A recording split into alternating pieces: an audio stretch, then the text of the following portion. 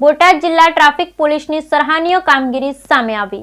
ઉનાના દિલવાડા ગામે રહેતો માનસિક અસ્વસ્થ પિતા પોતાના બાળકને લઈને નાસી ગયો। ઉનાના દિલવાડા ગામે રહેતો માનસિક અસ્વસ્થ પિતા પોતાના બાળકને લઈને નાસી ગયો હતો અને બોટાદ એસટી ડેપો પહોંચ્યો હતો। ત્યારે કેટલાક જાગૃત નાગરિકોને શંકા જતા પોલીસને જાણ કરી હતી। ત્યારે બોટાદ ટ્રાફિક પોલીસની સતર્કતાથી બાળક પરિવાર સાથે મિલન થયું।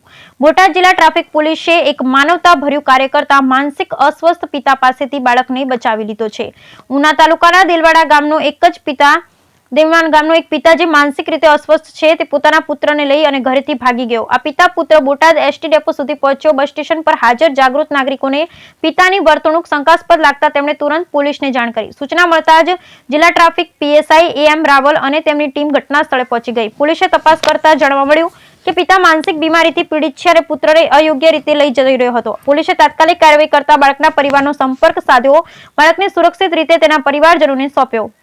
આ સમગ્ર ઘટનામાં બોટાદ જિલ્લા ટ્રાફિક પોલીસની સતર્કતા અને ત્વરિત કાર્યવાહીને કારણે એક બાળકને તેના પરિવાર સાથે પુનઃ મિલન શક્ય બન્યું। પીએસઆઈ રાવલે જણાવ્યું કે પોલીસની પ્રાથમિક ફરજ લોકોની સુરક્ષા અને સહાય છે, જે આ કેસમાં સફળતાપૂર્વક નિભાવવામાં આવી। Bureau report Vipal Lohar, Ranpur.